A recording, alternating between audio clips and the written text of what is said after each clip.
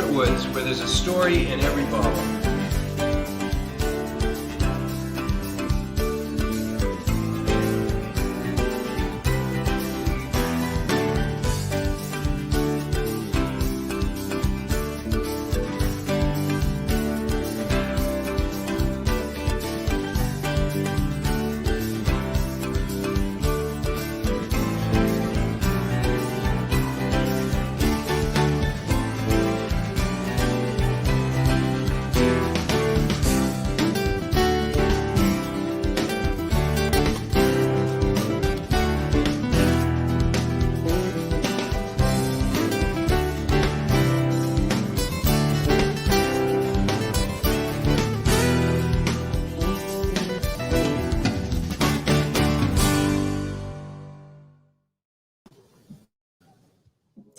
Are we here? Is it Monday? This is really thin wine, just so you know. Something's wrong. It's very clear. The glass It's got great clarity. It is a I strange like the glass logo on it, though. for wine. I do like that. I've heard a few things about that snail thing. Cheers.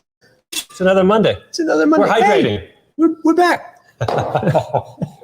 Hello out there, everybody. It's another Monday, yes, and we're drinking water. Yeah. Well, it's been a busy day with lots of stuff going on. And sometimes, always rarely, we might have a beer before the show. We didn't have a beer before the show. Might be rather boring. We better get on with this. We got some bottles to open. You know, this is always fun. I had some club members visiting this weekend. We saw a lot of you club members this weekend, which was great. It was great. But someone came up specifically to get some of the library wines because they'd seen the show. They heard about some of the stuff that we're pulling out of our library. And she said, we see that list on your shelf down there, but there's only a few choices. I said, well, we've sold out of so many of our library wines. And they said, well, could you please bring back some more?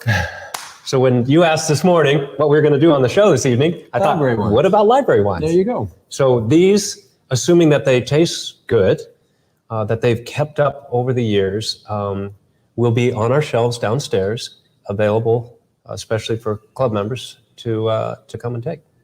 That's great. So, I look forward to trying these. We're going back 10 years. We're going back to the very first year. Yeah, we have a 2011 here. Yeah. Oh, no, a 2012 or 2011? You said 11. Was it 11? Oh, the old wine is 2011. Yeah. Yeah, All right. The old wine is 2011. So actually, why don't you get one open? Okay. And let me check in with the audience here. All right, great. And we'll see who's joined us. Couple business points as always. If you haven't liked us already, there we go. On YouTube, there's a subscribe button.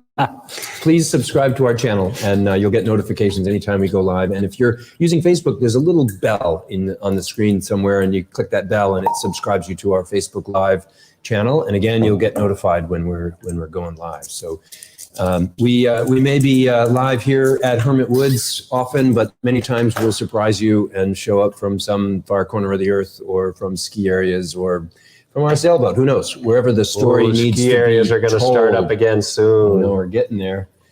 And also, if you are watching us on YouTube or Facebook, you're welcome to make comments, ask questions. We love to interact with you live, so please put your questions in.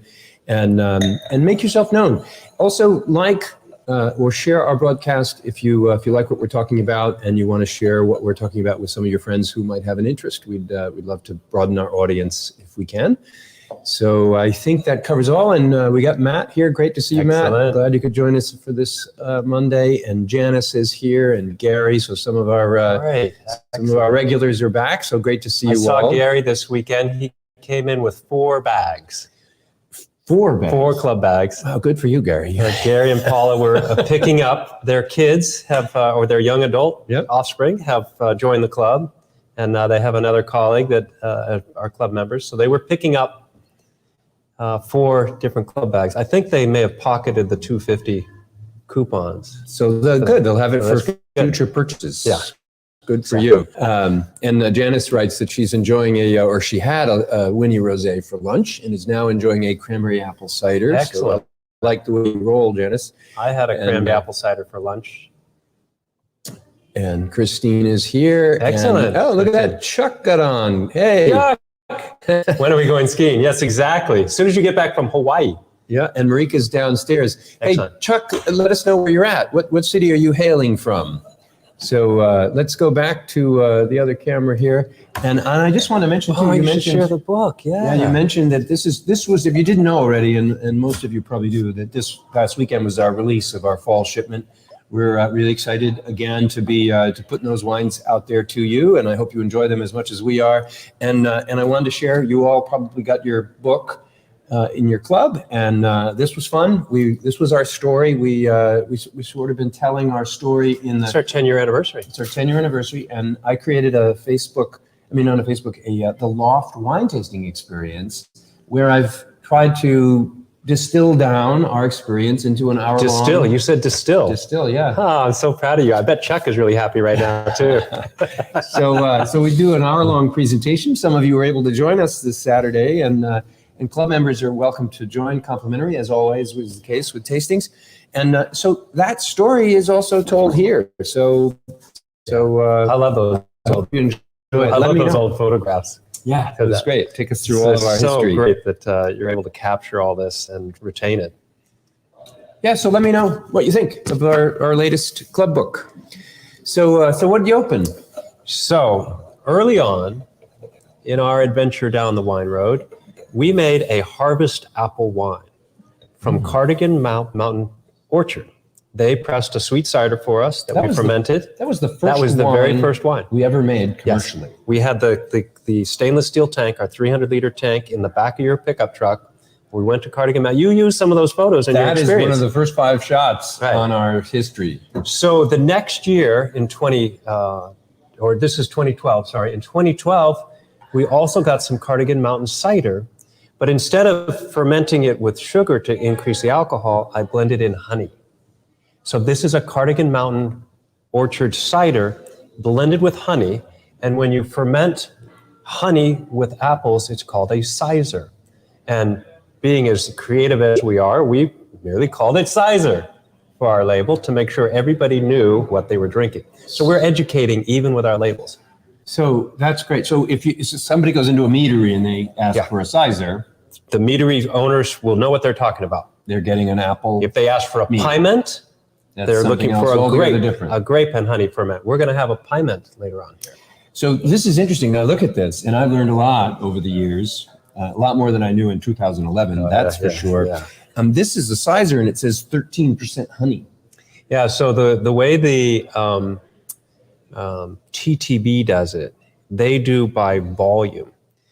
So honey It's so sweet. is 86 bricks in the same volume that you'd have cider that's 12 bricks. Okay. So that's So good. the fermentable sugars are, there's a lot of honey in here to jack the alcohol up. Right. Okay. That makes sense, because I'm asking this because, as I understand Good question. it, a mead has to be 51% honey in order to be a mead, Right. which would mean it would need to have that in order to be a Cyser, Right. which is a mead made Right. with apples. So you can see from our label, and so that's why I was It's asking. got this this question. fascinating, spicy aromatic to Look it. at the color. I know, it's really become gold. much more golden Yeah. than I recall. I thought it was much lighter colored, and it makes sense. but still crystal clear. It's beautiful. It hasn't It's thrown any sediment any at all, sediment has at it? all. No. And apples haven't are tasted usually it. notorious. Oh, I know. There's a sediment. lot of proteins, a lot of pectins. So I get clear apple aroma. I don't get, oftentimes you have that, like a fresh apple wine can have that, it's not pleasant, but the dirty sauce kind of character. I knew you were going to say that. It does. Some does. fresh apple wines have that character. And this doesn't have that at all. It has this nice. I don't think this should go out on our library. Sorry. I want to take this home. You're going I want to take this home. No, That this is will be out the front. But this is definitely it's really a nice it's bottle of wonderful wine nose. to have. It's a This wonderful is nose. aged beautifully. I love this. Wow. It's rich, nice mouthfeel, full of flavors, integrated. Everything's integrated. The honey, the apples. It's not just apples. It's not just honey. It is the combination of the two. It's so sad that that's the last bottle that we have. Oh, that's right. We don't have any to sell, do we, Bob? No, how many do we have? How many do we have in the store? I believe they're 10. 10. Yeah. 10. There may be another case Wow. at the winery, but I've got to dig through a pile. And I didn't dig through the pile. This but is I found this superb. one. I really like this a lot. Really this is superb. really nice. There's nothing wrong with this. It's Not perfection. at all. There's no of that, no dirty socks, no young, weird stuff. Mouthfeel is beautiful. It's really got nice. body. It's got a long finish. Its residual characteristic in my mouth is nice. This is amazing. And there's this spice. And it's not like cinnamon. Some people will put cinnamon or nutmeg or something. Like, this is a complex, Really complex. subtle spice that's, spice isn't quite the right word for it either. It's, wow. I don't know what it is. I'm going to try it with an aged Gouda. That sounds like a good idea. Marika made us a nice little plate here out of our... You go with the Gouda, and I'll go with this, so we can tell each other. We can skip it if we don't think it's making sense. I'm gonna try it with blue cheese. Go for it. It's going to be an interesting. This is a big, rich wine. I know. It might hold up. Oh, that Gouda is fantastic.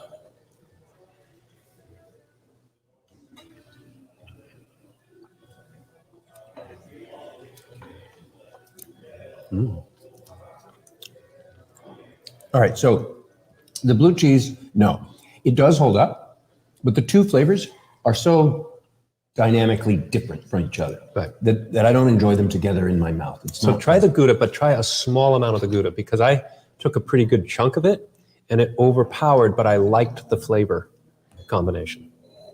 And I'll try the aged cheddar.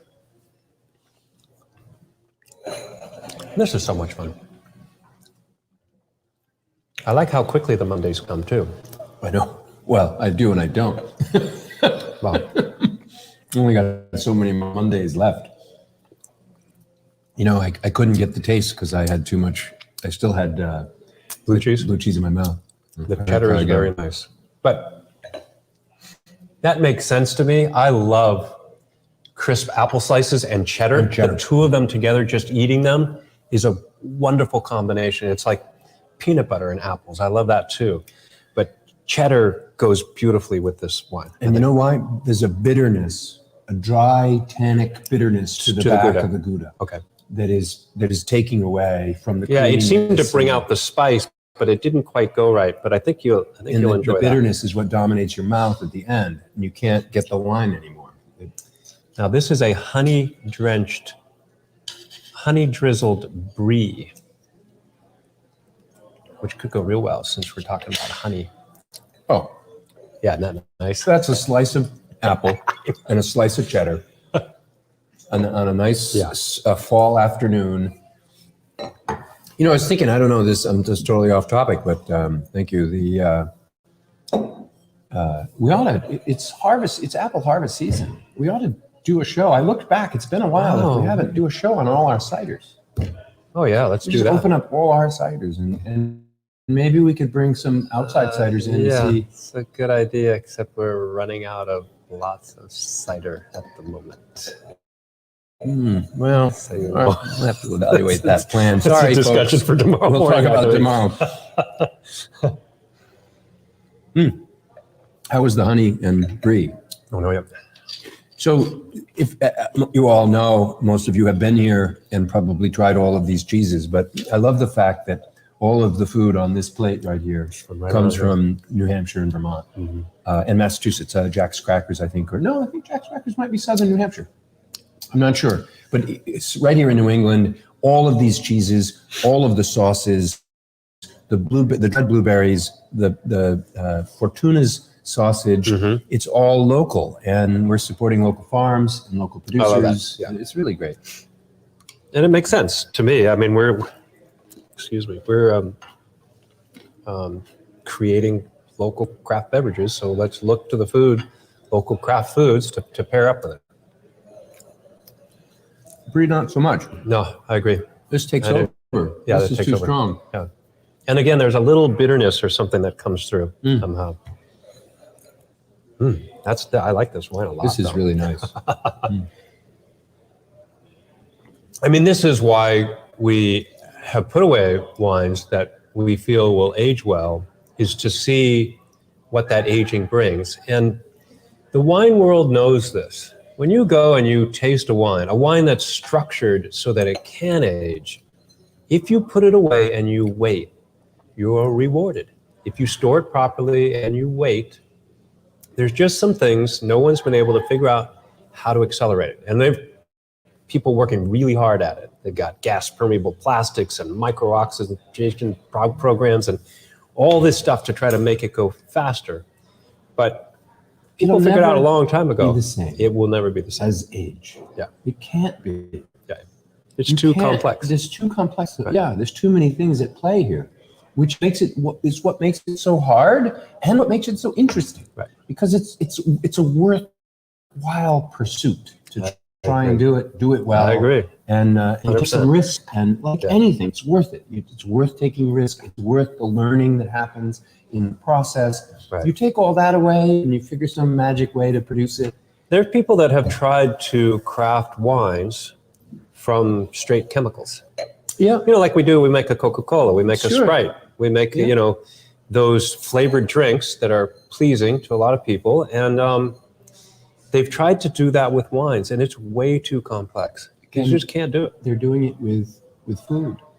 Doing it with food too. Crafting meat. Look at all the stuff we have made out of soy and corn. Yeah. Go down the bulk of the supermarket. More and more, we're moving away from what's real and trying to build it ourselves. Right. But what's real is what's so interesting. It's going to be a sad day, and maybe someday in the next 50 years. Like Star Trek, where you push a button and it's out it comes. Your mac and cheese or your glass of wine shows up. Yeah, it gets created out of molecules. I'm for that.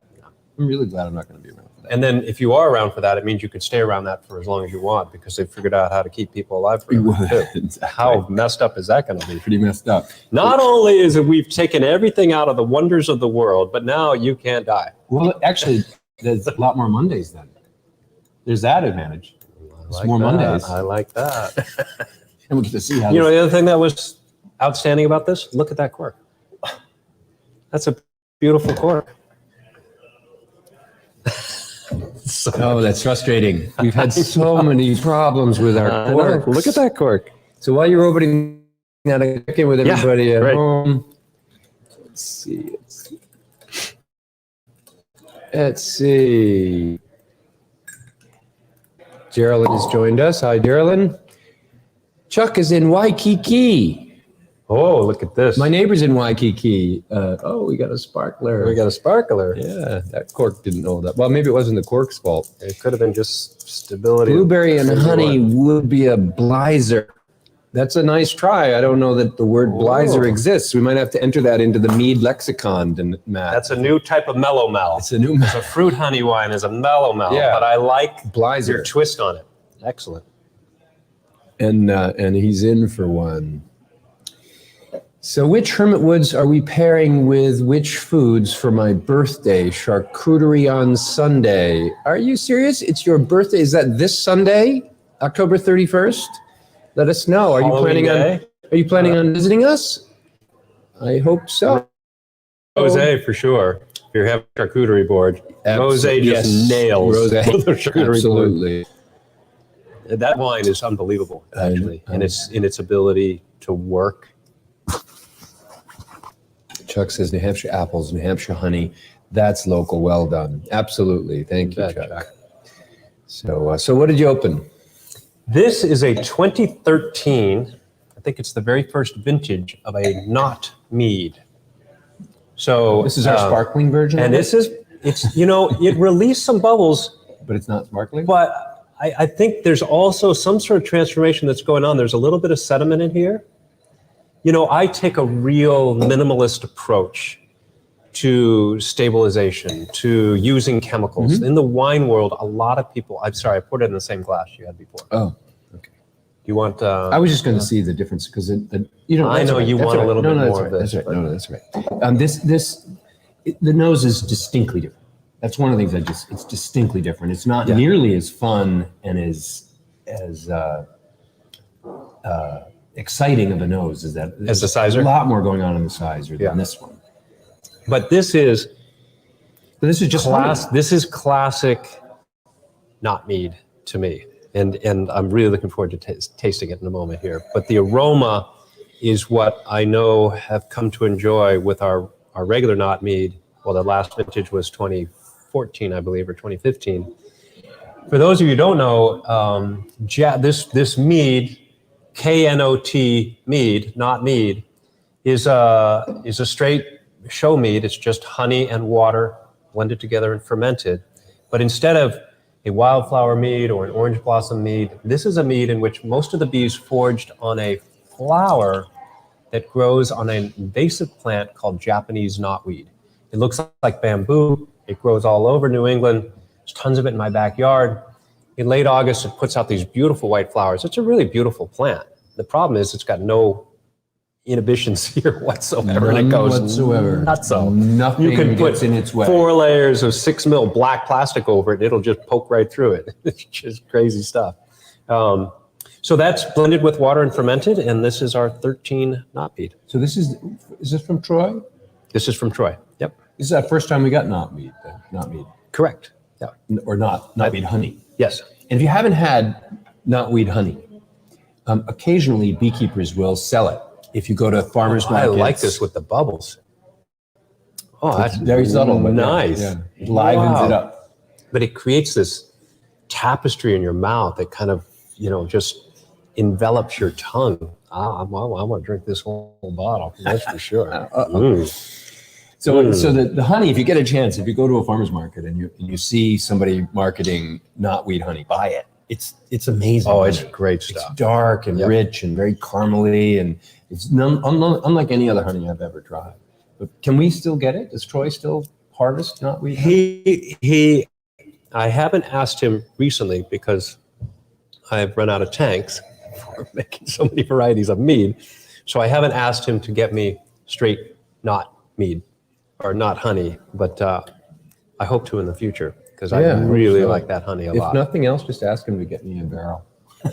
I can definitely do that. That's no problem. I'll have it at the house. That's a This lot. is nice. I'm just kidding. One bucket of honey, that'll last you a while. I know me. you like honey. I really like this wine. This is a lot. nice. It's so different from the other one. It's lighter. It's cleaner. It's not as a full of a mouth of experience. Right. It's delicate, which is nice. Which is what I like about it. And the bubbles sort of bring that delicacy out a little bit. And the cork was not. There wasn't an issue with the cork. It didn't try to push out. So it's a very small amount of carbonation. Very small. So I think the integrity of the wine is just fine, but it should be consumed. It's definitely going on the shelf. It's delicious. I love it. I had a bottle of 3 Honey Gold last night, and this is really reminiscent of those characteristics. You should bring this home for Geraldine. I think she should try this. Yeah. Yeah, and then tell her there's only 10 bottles left. Yeah. I think there's actually another case of this upstairs in the library. So I brought over it was a partial case, and then I think there's another case there. It's kind of a sad time. We've been hanging on to these wines. You think about how many times that we've moved that case don't remind me. of not honey. No. From one place to another, and so we've been carrying around and protecting these cases of wines for 10 years while we've been growing this business. So it's dedication. like babies. It's like you said. These are babies. We are raising babies. We're gonna have to let them go out into the world. They're on their own now. Mm-hmm. For those of you who haven't heard me say this before, I think of making wine as like raising a child. Oh shoot! I finished it and I didn't try it with food. I'm sorry, I interrupted you. Oh, I see that. That was slick, Bob. There we go. Subtle. I'll try it with some food. So yes, tell your story. So Raising bees. I tell that whole story. I love that story. Not everybody's heard that. To me, I first came up with this flying to Seattle years ago for my son's wedding. And I wanted to say something after the wedding and wish them well and everything. And so I was thinking back about raising my son and what that was like. And I started to think that with all the time I'm spending raising wine, that and the French talk about it that way, élevage, you elevate it, you raise it up. That making wine is a bit like raising kids. So you assemble the ingredients. That's the mother and father, the genetic components that go into the offspring. And then when the baby is really young, when it's still in diapers, the the influence, the impact is the greatest. How you interact with that child. First couple of years. First couple of years is hugely impactful to their operating system that will go with them for the rest of their lives. You set it in motion at that time. So if you're carrying it in a front pouch and you're planting rice all day long every day, that's part of the rhythm and format. If you're taking the kid on the subway and it's going through this and there's loud noises and activities going on, that's part of their operating system. And so the influence, the activities that take place, set that in motion in a strong way. As they get a little older, after the fermentation has taken place and they're aging in their barrels or their tanks, it's kind of like that preteen sort of age where their friends become more of an influence on them. They're going to school, they're hanging out with their buddies, they're playing sports. You don't have the same level of control. You don't have the same level of control, and they're not taking the input as much. They're really worrying about what their friends are thinking than what mom or dad are thinking. And then by the time they're teenagers, well, you know, there's a lot going on that's distracting your offspring now, and they're developing their own ideas as to who they are. It's time to put them in a bottle and send them off. So bottling is really the teenage time, in my opinion, for any wine. And now, after it's in the bottle, just like a person who's a teenager, they go out into the world and they keep changing and evolving. Those strong impacts that you had early on are still active and will be for the rest of their lives. But they are going to continue to evolve and emerge. And become their own thing. And become their own thing. So to me, winemaking is like parenting, that your influences are greatest at the beginning, become less and less by the time you bottle it. Now your influence is really minimalized. I mean, you're deciding on what cellar you put it in, what temperature you keep it at, you know, when you open it and enjoy it. So when do you go visit and interact with your kid or whatever it is. So we could suggest paragraph. then that these two wines that we just opened have just completed their PhD and they're about to go out into the world and be discovered. Oh, I like that. Yes. So they have done their full thing, and this is a peek under the hood. We're looking at where they are and where they're going. They're still well on their way. Might just go through community college and go off into the world. Some may get their bachelor's degree. Sure. Some may spend the next 10 years of their life in college. And Sure. now they're ready. Or drop out and be a rock and roll band and be stellar. No I just saw academic. your nephew's band Hardcastle. Graham and Miles. Having a big gig out in Los Angeles. Yeah. Yeah, I think Graham has moved out there. So he's set. So there you go. I like that a lot. Try with that. Ooh, with the aged Gouda. That might be good. Finished. The dry tannins in that go good with the carbonation that's in here. It picks up the dryness. Carbonation is a wonderful. It is. Well, on many I levels. like that cheese a lot. Yeah. I'm going to have to bring some at home. I like Gouda a little bit. It's okay, but This is very different than Gouda. Yeah, it's drier. An It's not aged as Gouda. creamy It's as really. It's almost like an aged Parmesan.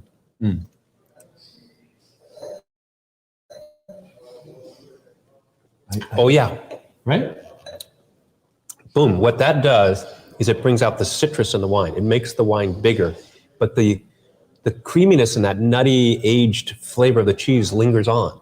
It underplates it. It's like a perfect second trumpet. It elevates the main show. Yep. I like that a lot. I tried it with the cream cheese. Not a good. That didn't work. With the brie, it's not a good match at all. I'm afraid to go into the meats. I had a piece of meat with this. Doesn't seem right. Didn't work. Yeah. All right. So I think we're good on pairing on this one. The blue cheese isn't going to work. I can't wait. I got to open this one up. Yeah, because this needs to age for a little while. So while you open that, let me see who's. All right. We'll Switch glasses too.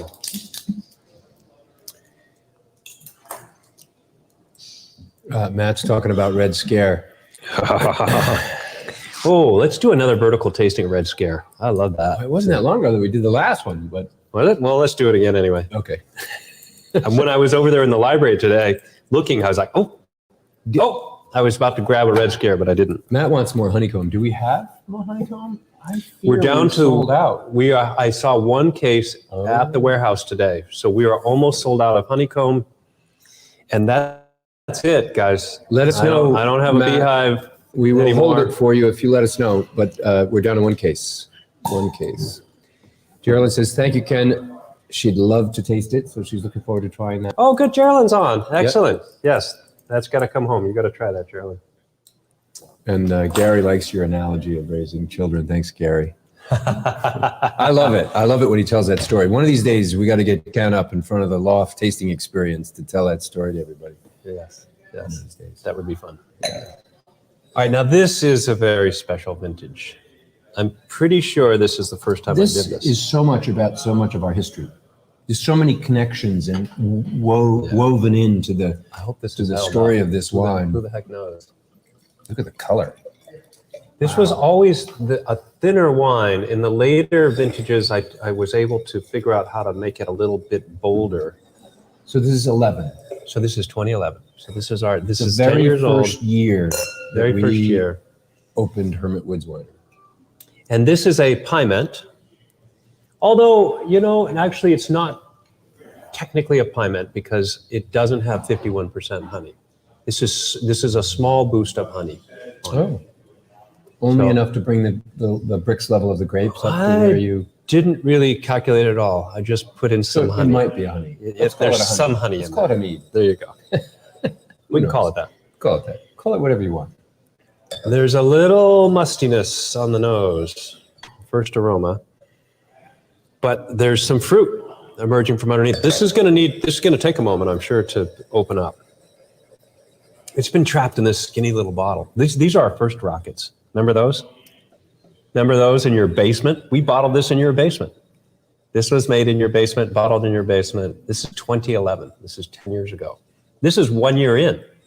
We were just a baby beginning. We made, 300 cases, 400 cases total for that year in 2011?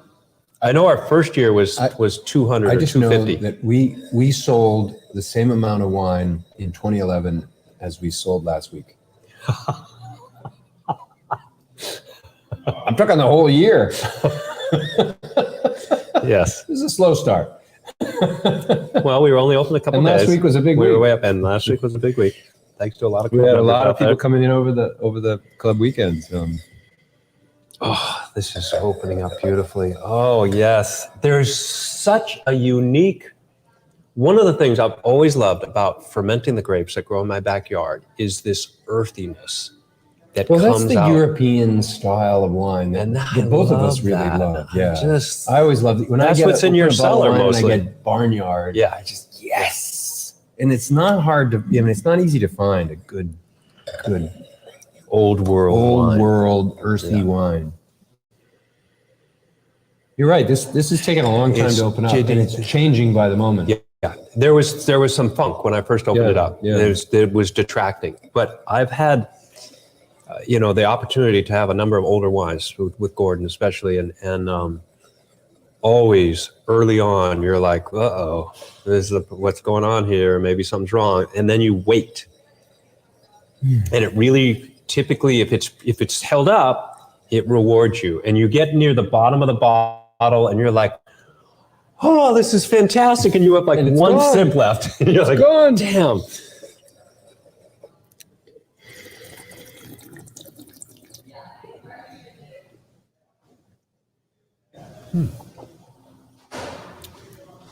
Very light. It's very light. There's more fruit on the nose than there is in the taste. There is. There's not as much fruit as I would like.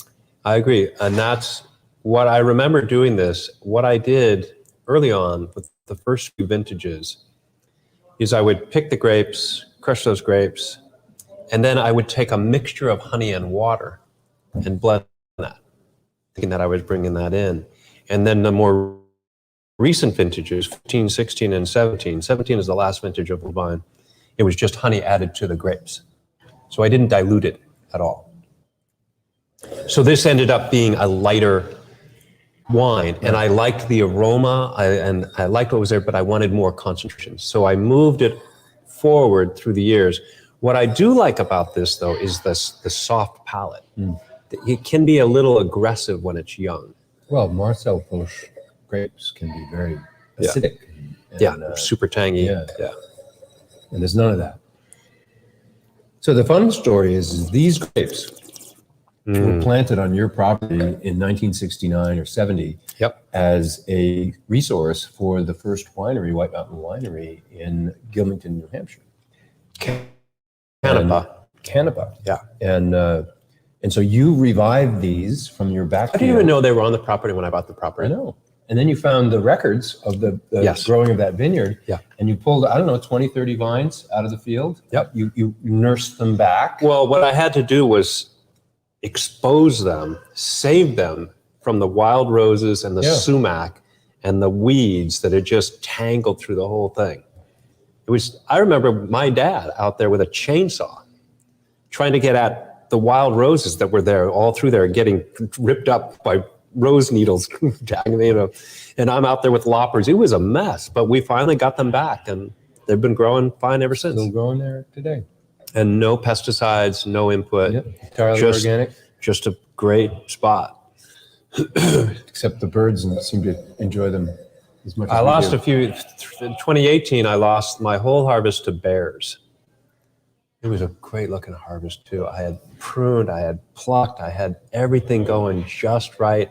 I had netted them. They were just reaching just that right spot. I gave them a couple more days. I went out, I had the moment to go harvest, and they're all gone. And they're these big piles of bear scat full of grape seeds. They had in my yard. And well, they slept well. There you go. That's what you get. You wait one day and it's all over with. I'm going to bet this goes really good with the Gouda. Oh, yeah. I had it with cheddar. It was really nice with the cheddar. Yep. But there is a richness to the honey that's in here. I like the honey component. It adds that body. It blends out some of that acidity. I'm going to try it with a little bit of the meat, which I think might overpower it. This has the fennel in it. This is the Pinocchio or whatever it's called. Pinocchiona.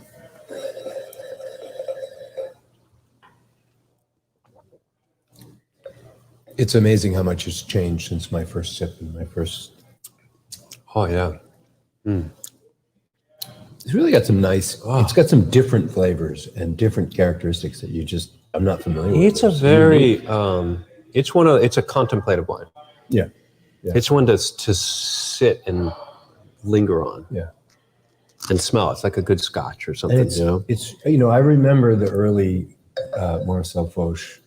I remember this wine when you first made it, and it's not that wine at all anymore. It's evolved so much since. These wines have always been, I don't know, struggle is the right word, but a challenge. Working with the Foch, growing them well, harvesting them at the right time, and then blending them was always a challenge. I made a Foch pear mead once in 2009, I think it was. And I took pears from my trees as another source of sugars and flavors, and some honey from the hives. This was before we were commercial. And for whatever reason, that wine was one of the best wines that I've ever made. I still have fond memories of it. I think Chuck does too. Do we have any left? No, that's long gone. Unless you have one in your cellar. I'll have to go digging. Look for a Foch pear mead. It'll be on a white sticky that's all faded. Yeah. It'll say, if you have one of those, we need to drink that. This has changed a lot, and I'm liking it more and more as I'm sitting here enjoying I think I'm going to just get like- another glass. I'm going to let this sit. It's like an aperitif. It's like It does. It's like a bitter. There's a bitter, Yeah. sort of component. There's some heat that comes up off of it. Yeah. We're going to want another guess anyway, because the next wine, we're going to do a side-by-side. Oh, two more then. Yeah. All right. So let's set this one aside and see how it changes. Yeah. Let's let it age out. I'll check in with our audience here. Matt wants 6. 6 honeycomb for Matt. We'll put those aside We'll have for to you, set Matt. them aside because that's going fast. It's going out. Matt says, old world and earthy. My dad's wine rack enjoying 60s and 70s. I've seen some of the wines that you've pulled out from your dad's cellar. That sounds like a really fun adventure. I wish I could wish I could be there to enjoy it with you. It sounds very cool. And Chuck, and Matt says campfire wine, and Chuck says Hermit goes into Hall of Fame. That's what I remember too. It was one of those things where you're like, wow, how did that happen? You make a wine and you taste a wine and it's young. It's still in diapers. You don't really know what it's going to be. And when it turns out to be, a rocket scientist or Really whatever, cute, though. or an incredible rock and roll band, you're like, wow, that's what it became? That's funny. That's what it is. I know. When I see you down there, swapping all that fruit into the press, you're changing the diapers.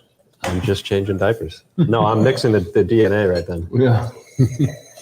So we're going to put side by side. Yeah. This is a 2015. Yes, 2015 with a Petite fantastically made label. Oh, don't even talk about that. So, the people got to know if they're going to come in and pick up a bottle of 2015, a couple of labels had some issues. A lot of the labels did. It's really sad. So we order labels, and we're told that these are exactly the right labels that we should put on this bottle. And before we know it, the labels are peeling off themselves. They're delaminating. They're splitting apart. There's a double layer. I didn't know labels were made this way, but there's two layers. This particular one is, but they're typically not. To make it so that it's waterproof. It's a terrible material. Right, on your right is the new one. The younger one. On your left will be the older one. So color-wise, they haven't changed that much. It's amazing to me. Petite Blue is Petite Blue. We've done vertical tastings of Petite Blue, and it astounds me. We did one at your house a couple years ago when we went way back into the archives. And every one of them I knew was Petite Blue, but they're all a little different. Yeah. The color's slightly different. If you look down on them, this one's the newer one is a little darker. Yep. I do recall, if I'm not remembering incorrectly here, that the 2015 was one of our favorites. I just now thought of that. I didn't think of that when I grabbed it out of the library.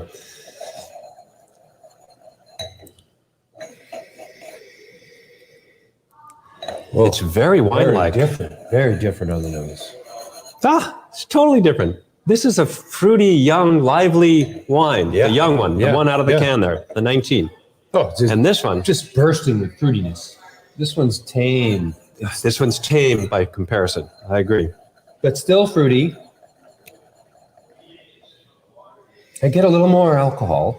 It does seem there's a little hot, a little more heat there. More heat. The alcohol is the same, right? But again, it's been trapped in that bottle for 5 years. So we got to give it a moment. What's the alcohol on this one?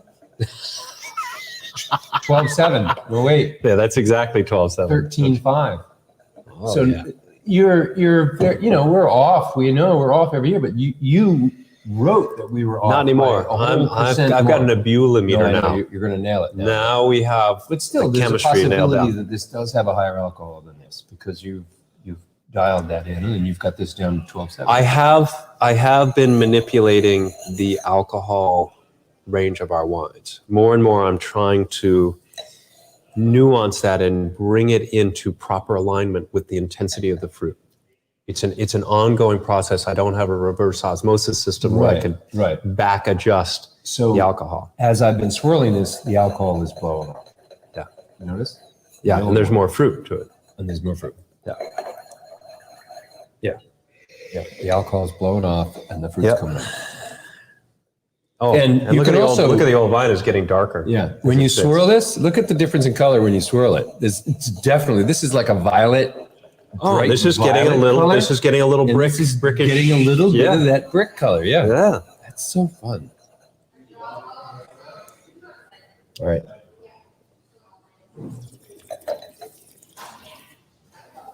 Oh yeah. One more, Rob. Oh, that's freaking great wine. Cheers. That's beautiful. Oh, I love blueberries. This fruit can make wine.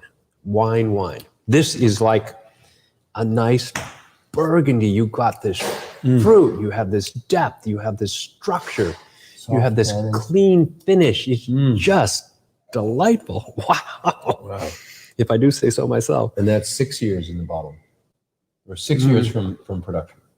Mhm. 5 years in the bottle. 5 years in the bottom. Oh, it's lively. It's fresh. It's got a nice dry finish. You know what's so fun about this? Ah, wow. I actually know that this is which year? 20? 19. 19? Actually, 19 in the can. So 19 is going to be better than 15. It isn't today. I agree. But- I know where you're going. This has got better concentration. It's got better, yeah. It's got more It's got there. a little bit more going on, Yeah. and it doesn't have the nuance and the character and the funness that comes from 6 years of aging Right. that this has. But I can't wait to see what this tastes I agree like in 100%. 6 years. This wine is a wine that can be consumed young as a fresh, bright. It's like the wine's made out of Gamay. Right, So right. Beaujolais, they do a Nouveau Beaujolais. You drink it 3 months after it's fermented. Right. It's fresh. That's when you're it's supposed to lively. drink it. It's dynamic. It's fantastic. And then they barrel age some of their Gamay, and they have a Beaujolais that's released a couple years later, and you can cellar that for another decade, and it's fantastic. And it is the same grape, but it produces a different wine in the way that they put it together and then let it age. Right. It's really, and I agree. I think this is just like that. Please do not age Don't it age in the can. You will not be happy with the results. Right. If you're intending to lay your blueberry wine down, your Do it in Petit a Blue bottle. down, do it in a bottle, because the can is meant to be around for about a year, not much longer. So, We'll see. We'll see, because we'll keep some of these around in the cans and see how they. well, but the can behave. itself isn't going to hold up, as we've been warned. It's gotta The leak. cans don't have the ability to.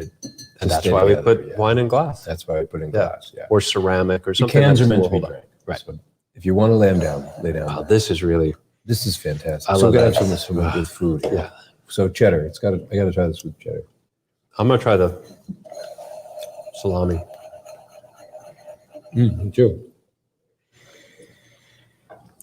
Ah, that's a really yummy drinking wine. Cheddar's too strong. I like the young fruity. Even this being 6 years old, it's got this wonderful fruitiness. fresh. Cheddar just eats up. Takes The away last time I had an aged Beaujolais was probably 5 years ago, but I remember it as being still carrying some of that bright freshness of the Gamay grape, but it had a bigger, drier structure to it. And this is what's reminiscent to me of this 15 Petit Bleu, that it's still that fresh, lively, fruit-forward wine, but it's got this sort of reserved structure to it, a little drier on the back end. What do you think with the meat? I liked it, but I don't understand it. I don't get it either. Well, it doesn't go with cheddar at all for me. But I thought, how in the hell is it going to hold up to this with all the spice in there? Right. But It does, it does. but it's weird. It's weird. It's I like it. It's like It doesn't make any sense. The flavors in my mouth are so unique, but I like what's happening. it's like punk rock. It's like those things, you know. You don't really maybe get along with what's Kinda going like on jumping there. off the stage and Yeah, hoping and praying. yeah. Just go stage diving. Stay stage diving. I like what it does with that salami. That's really nice. So I tried it with the dried blueberries, and it actually adds a bigger grip on the back end of the wine, So which is a little rough. I prefer drinking it on its own than having it with the dried blueberries. But it's not bad. It's an interesting compound. We've entirely missed this middle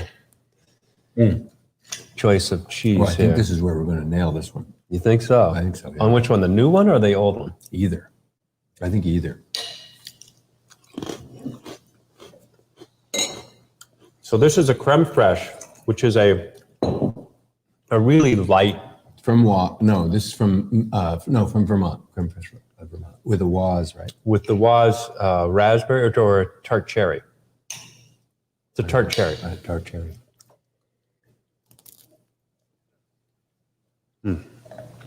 Oh yeah, it's the cherry though. I think. Well, I think that the creme fraiche gives this this creaminess. This you coat your mouth beforehand. But I like the cherry with the wine. It seems to go well. I get that they meld together. They complement each other. I got to try it again. When you first said that, I was ready to jump on board. But then And then something hit. as I've been wasn't trying right. it in my mouth, something changed, and I don't know. I got to try it again, but I'm going to try a big chunk of cherry with it this time. I just want to drink these wines. I know.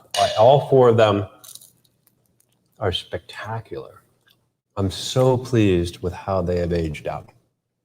Really, it gives me yet again some confidence to keep pushing the envelope in building structured wines. Because it's hard when you taste this stuff out of the can. It's yummy, it's great, it's fun, it's easy drinking. But yet, you don't even know that, regardless of the can, that we have them in bottles as well. If you lay this down for 5 years, you end up with something that's even nicer. This is just brilliant. I still can't get I over it. When love we it. first started this winery, and we met with winery owners around New Hampshire, and they're you're going to age fruit wine? That's just I know. crazy. That's nuts. Nobody ages fruit wine. And here we are, 10 years down the road with a whole bunch of old wines, and it's the best thing we had ever done. I think back to the cherry, I think you lose some of the subtleties and the nuances of this You do. really wonderful Yeah, wine. I agree. When you let the cherry It's a come. little overpowered on The it. creamy cheese might be okay on its own, but I think that cherry was a little much. You know what's fascinating? Taste the Petit Bleu on your right after it's been in this glass for 10 minutes. You know, when you take a wine and you take it out of the bottle or can or whatever and put it out into the glass, it's getting exposed to a lot of air. So it's sort of like accelerated aging, if you will, in the glass. And when we swirl it around, we expose it. Sometimes you can see a wine actually transform as it gets encased with oxygen. But this wine, to me, the young wine out of the can, has already changed a little bit in the bottle, in the glass. There's two dynamics going on here. One of them is it is changing in the glass, and the other is we're changing every time we put something in our Oh, mouth. I know. That We're changes changing everything. the evolution of of our Totally. palate, Yeah. and we're going to perceive taste and flavors differently. So it starts to get confusing after a while. And And then we're consuming alcohol. and then And we're exactly. consuming glass after glass after I haven't glass. noticed any That's spitting going on changing either, a little so- bit too. So, but That does change it's still remarkable to me the difference. I mean, you side by side, this is sharper, crisper. Good words. This is That's right, angular. rounder, angular. Yes, Yep. this is rounder, smoother. I think you got another 5 years here, I think so too. which is shocking to me. I would never have guessed Petit Bleu would be. Blows my mind I because know. it doesn't seem like there's the tannic structure to support that. And yet, we did a Maybe vertical at your house, and we had a 2010 Petit Bleu. I remember this. The 2015 was our youngest one at the time. And the 2010 was a little thin. It was a little light. I hadn't built. As I've made these wines, for the most part, I have started to build bigger wines. Yes, Concentrate the flavors and balance that. which is really just. I mean, it's been your goal all along. I mean, in the early days, when we were talking about some of our earlier wines, you used to talk about how do I get that body? How do I get that bigger character? And you've been working on various processes all along to figure out how to macerate and ferment and press and work it out of that fruit. So that's been your goal all along, and you've achieved it. It's fantastic. It just keeps building along. A lot of the it's pretty thin, but the literature on fruit wines that where you build strength or intensity, they argue against using too much fruit in your wine because it brings sourness to the wine, and you have to use more sugar to find balance. But a lot of that has to do with the time frame that people are dealing with in their wines and the way that they produce their wines. So in the beginning, when I read, okay, you got to use 3 pounds per gallon, never more than 3 pounds per gallon of blueberries in a wine. Otherwise, it'll be way too sour. And then we did it, remember 3, 4, 5. So no, 4, 5, 6. So we did an experiment in 2010 or 2011. I've got the data where I made 5 gallons at 4 pounds per gallon, 5 gallons at 5 pounds per gallon, and a 5-gallon batch. Was it that early that you did that? It was early on. Remember, we had the 5, 6, and the 4, 5, and the 6, and we were tasting the differences, and we all liked the richness of the higher concentrated blueberry wine. And is that what 6 pounds per gallon? So this is 6 pounds per gallon. So because what I was thinking about when you were talking about that, when we were up in California and you were talking to that guy at the barbecue place in Napa.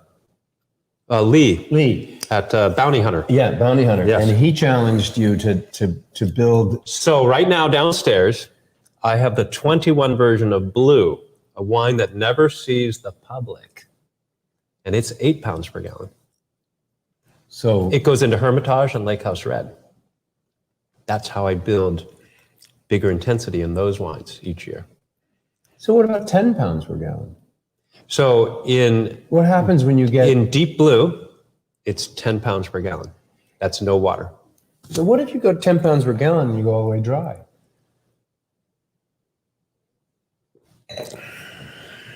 That's happening a couple months from now. Great idea. Let's go. Think about it. I know, I get That's it. exciting. I get it. I know. That whole That's right on. concept. That's all on the edge. See, this is the collaboration format. Just like Chuck leaving a bottle of Deep Blue in his fridge, or you saying, Ken, you got cranberries and apple. Why don't you just make a cranberry cider out of it? This is the synergy. Perfect.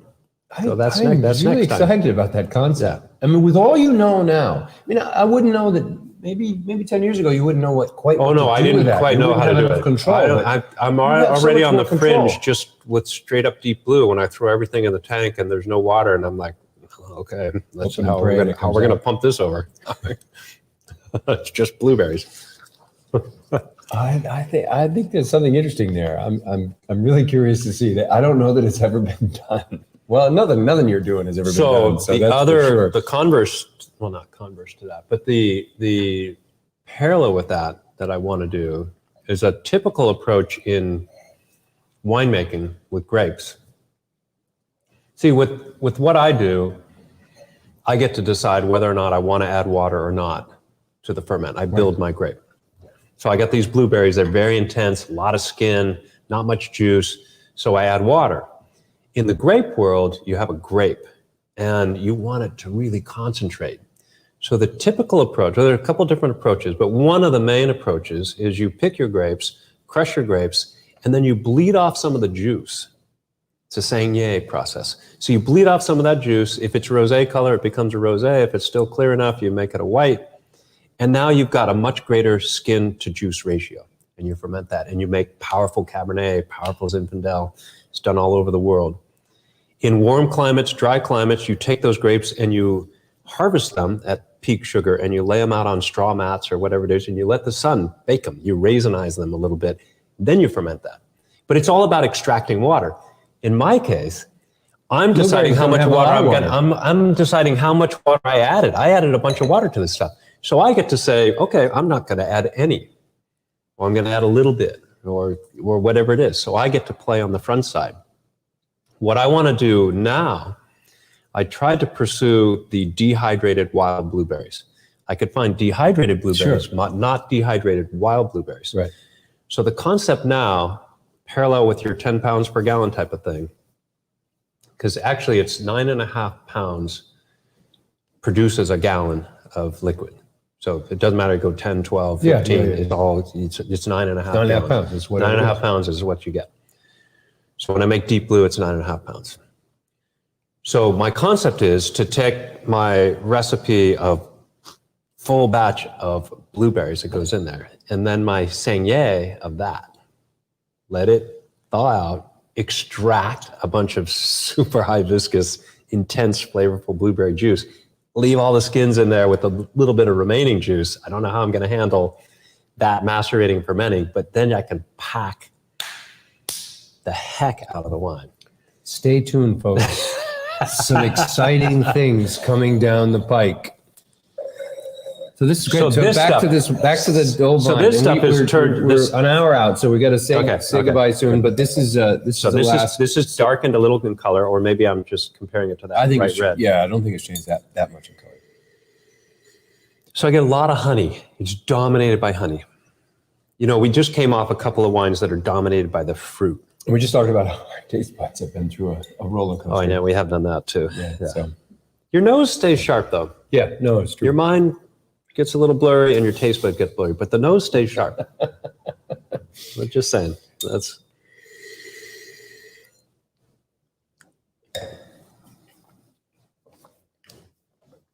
Oh.